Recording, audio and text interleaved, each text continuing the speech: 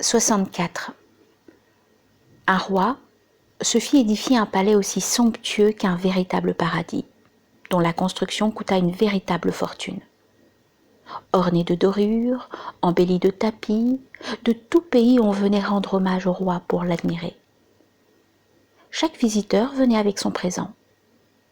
Le roi convia alors les grands du royaume à venir à leur tour admirer sa demeure et les invita à lui donner leurs sentiments sur ce pur joyau.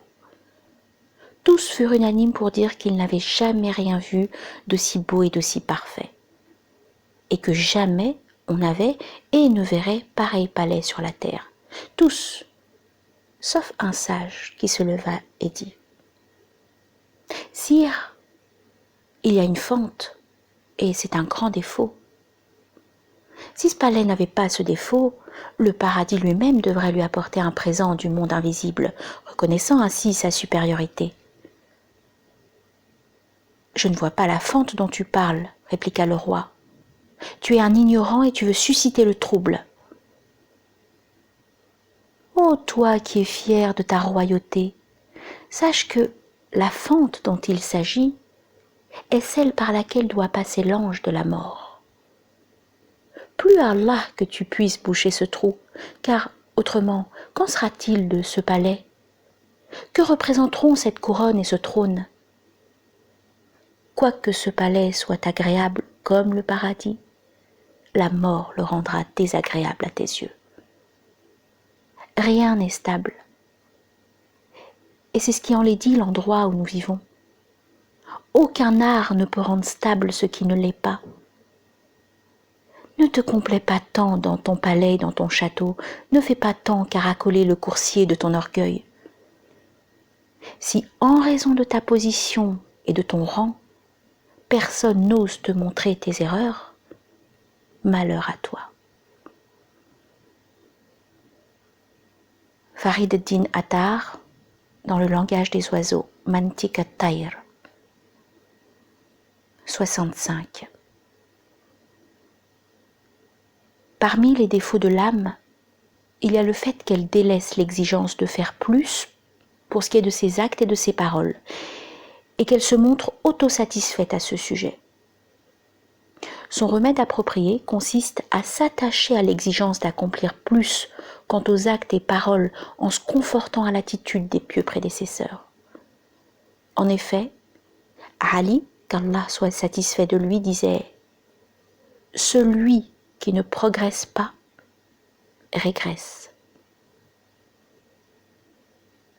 Abu Abd-Rahman as-Sulami dans Les défauts et remèdes de l'âme. 66. Le messager d'Allah alayhi salatu wassalam disait : vous ne pouvez pas donner de l'argent à tout le monde, mais montrez-leur un visage radieux et faites preuve de bonne moralité. Hadith rapporté par Abu Huraira. 67.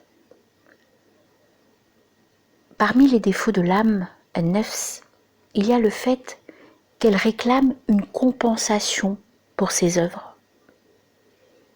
Le remède approprié consiste pour le serviteur à voir ses manquements dans son œuvre et le peu de sincérité qu'il montre, car l'homme sagace dans son œuvre est celui qui se détourne de la recherche des compensations par convenance spirituelle, dans la mesure où il sait pertinemment qu'Allah, que sa majesté soit exaltée, lui a alloué une part, que ce qui lui a alloué lui parviendra dans ce bas monde et dans la vie future, et que pour ce qui s'impose à lui, il ne peut s'en acquitter qu'au moyen de la sincérité.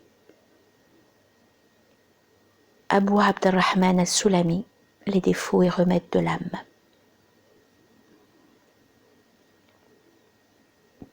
68. Que mon Seigneur exauce ma prière, pour qu'à jamais tourné vers lui, je sois accueilli à jamais. Protège-moi, toujours, et protège tout le peuple de Mohammed quand béatitude s'épanche ta beauté.